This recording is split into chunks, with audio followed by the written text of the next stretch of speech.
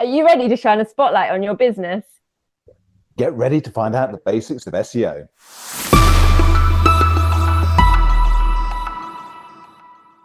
Hey there, I'm Bex, and I help small business owners get more visible online by having a blog on their website. Hi, I'm Ben, and I help small business owners learn how to build their own website using WordPress, all without writing a single line of code. So, Bex, SEO sounds really scary. It's an acronym. What does it mean? Well, let's break it down. So SEO stands for search engine optimization, which still, when I've said that, some people might be thinking, okay, I still don't know what that means. But when search engine, there's a few of them around, but let's go with Google because that's the one that most people use. Yeah. So then we've changed that already to Google optimization. And when we optimize things, it means that we are improving things or making it easier for things. So we are making it easier for Google to rank our websites and find our websites. So that's basically what that term means. To help you understand it a little bit better, I've got a bit of an analogy. That's a mouthful. Okay. A bit of an analogy. That's good. So yes. imagine, so a lot of businesses, I mean, less so these days, but some businesses will have a shop, right? Yeah. On the high street. Yep. But okay. some people, so on the high street, that's great because you've got lots of footfall, your shop is visible, people are going past your window all the time. But if you had that shop down some little side alley in a village in the middle of nowhere, yeah, how are people finding your shop? And that's kind of like where you need to get clever. And that's the same as your website. Your website is that one down that little alley, and you've got to try and make it stand out and get more footfall to it. Yeah. So the way that you might do that if you had a shop was you might advertise it in the local paper, or you might talk to people, or you might send someone out wearing a sandwich board in the busy parts of town and draw them in. Yep. You'd be creating these little signals and making people come to you. So why aren't you doing that for your website? If your website is out there and you think, oh yeah, I can publish these blog posts and that's fine, that's all I need. It's not all you need. You've got to actually do something to attract those customers and attract, well, first and foremost, attract Google, because unless you've attracted Google, you're not getting those customers. They ain't going to find you. No, absolutely. Yeah. Really, we need to play Google's game a little bit in order to get our websites found, because let's face it, there are so many, like I wouldn't even be able to put a figure of how many websites are on the internet now. Couldn't even hazard a guess, could you? Because no, it's going to be billions, like astronomical number. Yeah. It's going to be huge. Mm. So how does your website stand a chance of appearing before anyone else's? Because there's just so much noise out there. How are you going to, and that's kind of the magic of SEO. It's the little things you can do to make your website stand out above anybody else's. That's the kind of basic. So does Google tell you what it's looking for, or do we have to work it out ourselves? Not in so many words, so it's not going to be as blatant as that.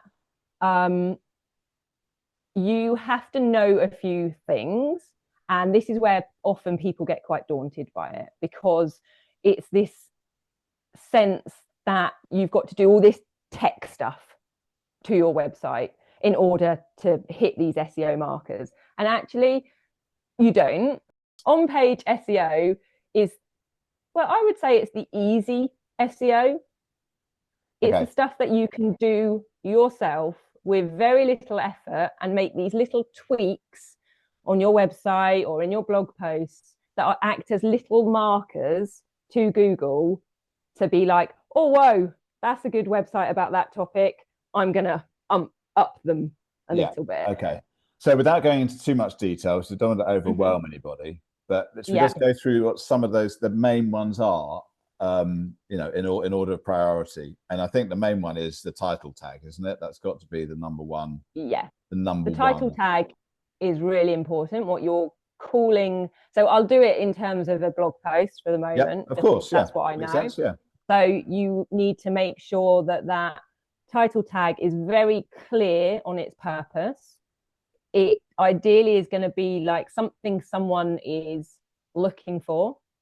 It's going to be not too long, and it's going to contain a searchable keyword. And those are kind of the main things. Okay.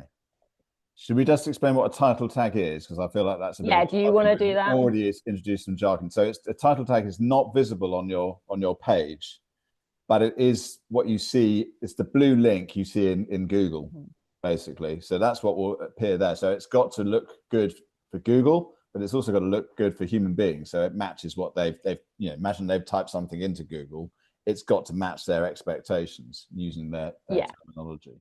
Okay, so some of the things that we can do to help our SEO is put some keywords into our blog posts. But for people some people might not even know what keywords are. So can you explain that a little bit? Yeah, absolutely. So keywords are the search terms that people are likely to use when they're looking for your services on Google. So, I mean, we've all done this. You go to Google and you type whatever it is you're looking for, and then you get a list of results. So it's really, really important that those key phrases and the sort of things that your customers or your visitors use, the words they use, appear in your content.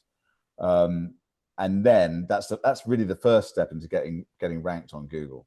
And it's important you use it in the content, but not overuse it. So, I mean, back in the day, it was all about keyword density. It was called. So you put in as many times, mention the same keyword as keyword stuffing. Yeah. And that would work. That doesn't work anymore. So, and also that looks hideous for your visitors, for your reader, quite apart from being, but it won't work. It won't work in getting you ranked. But you need to mention it. Need to make sure that your key phrase. It's normally not a key word, is it? It's normally a key phrase. It's usually a phrase, yeah. It is, and you use, and it doesn't have to be the exact phrase either. So it can be that the exact phrase should be in there, but it should be there should be synonyms in there and related phrases and variations of things that people search for. Absolutely, because Google. I mean, a bad example would be something. So people are really keen on doing blog posts when they first start about like, who am I? So they'll do like a whole post on who they are. Yeah. So let's take, for example, it's going to be someone who's a dentist in Reading, and that's the key phrase that they want to search. They want people to find them in. Dentist in Reading. Yeah. So they'll be like, hi, I'm Tom. I'm a dentist in Reading. Did you know that a dentist in Reading can do this? If you're looking for a dentist in Reading, so there'd be like dentist in Reading in every single sentence. Yeah. And it's terrible.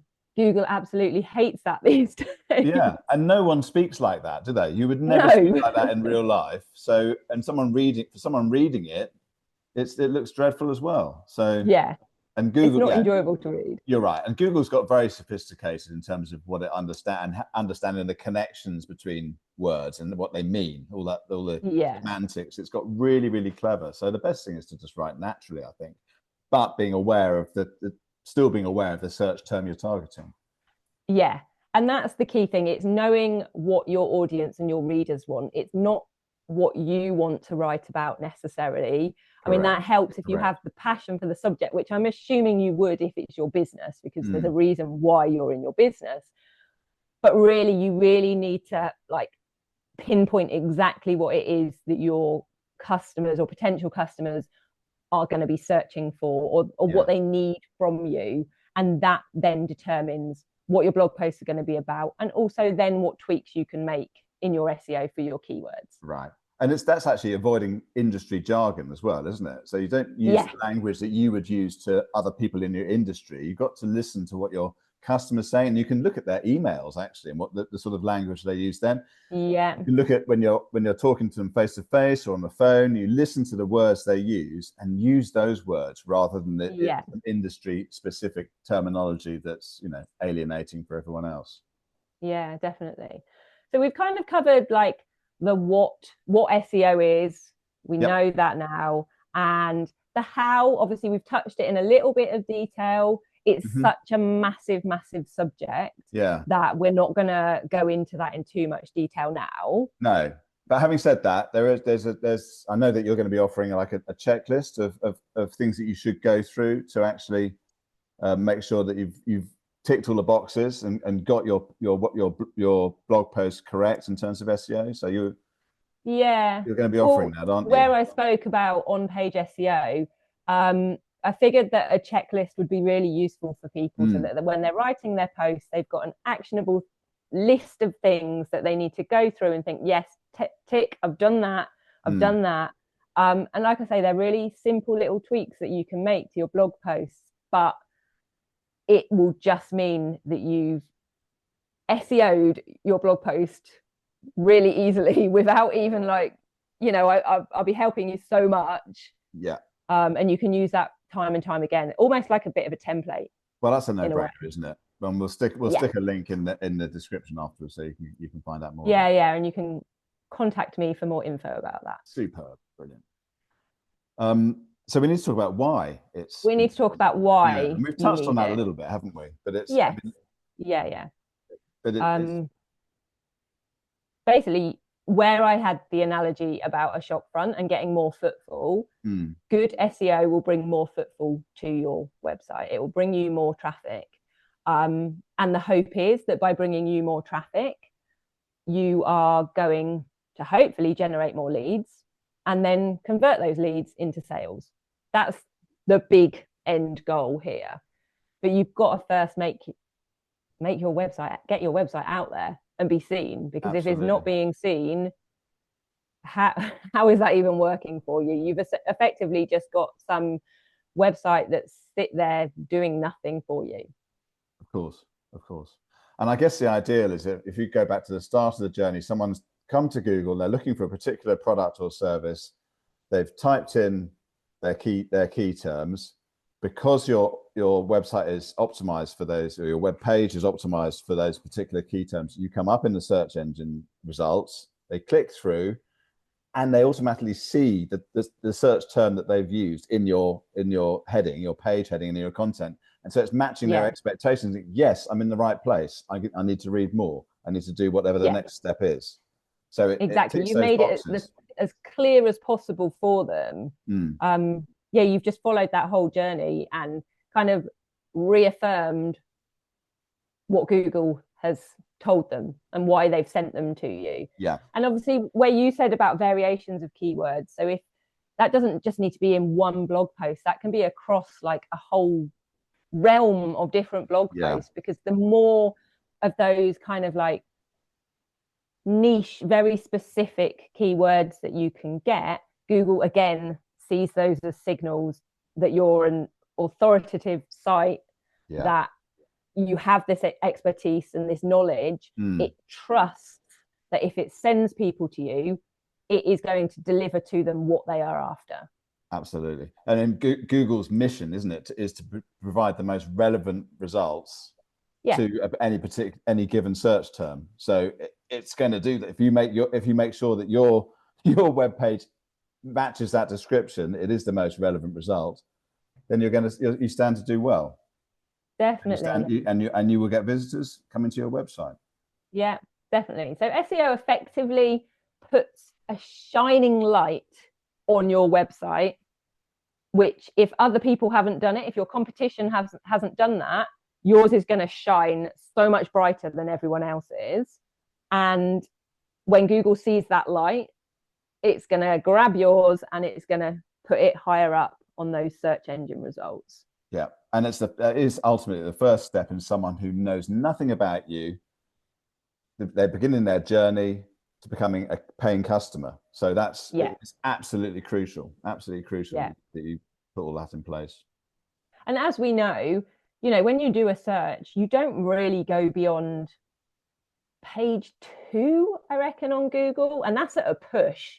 I mean, I tend to only look at page 1, but I may drift to page 2, but anything else, I just wouldn't bother. No, you don't. And it's if it's something really obscure, sometimes you can't find it on page 1.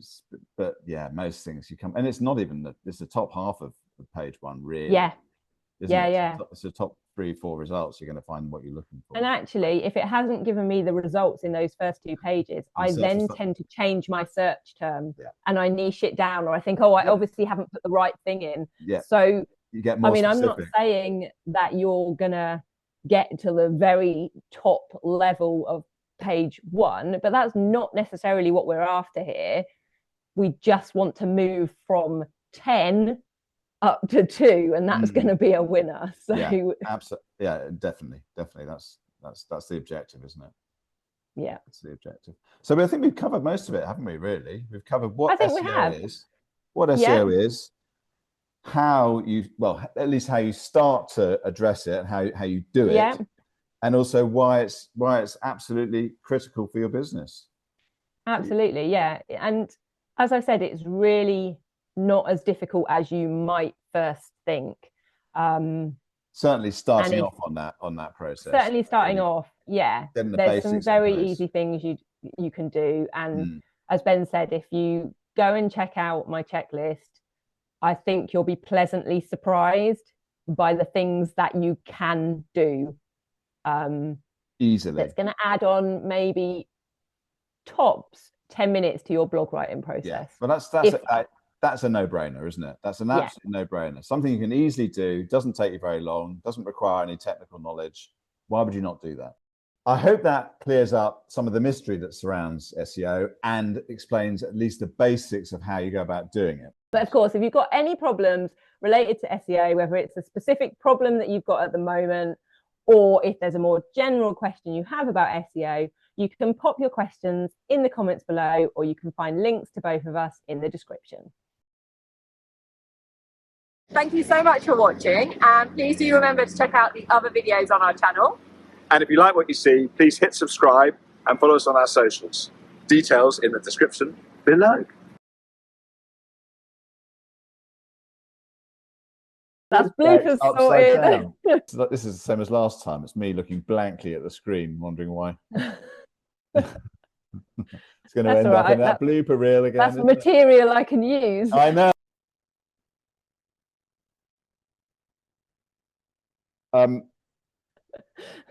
It's too easy. I know. I just sat there. It's like, what can I say? What was the other thing I was going to say? I can't remember. And oh, bad luck. That's going in. It's gone. Give it a whack. Everything works with a whack. Oh dear.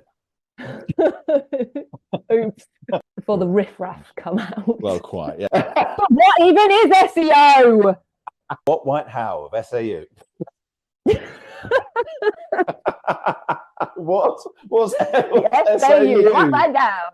What are we doing anyway? I don't know. I hope that clears up some of the mystery that sounds. Oh, Christ alive.